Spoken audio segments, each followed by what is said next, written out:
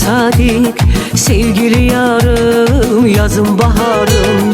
Vermene mühlet, verme eziyet, ruhumu ezdin, çekti fəzilət.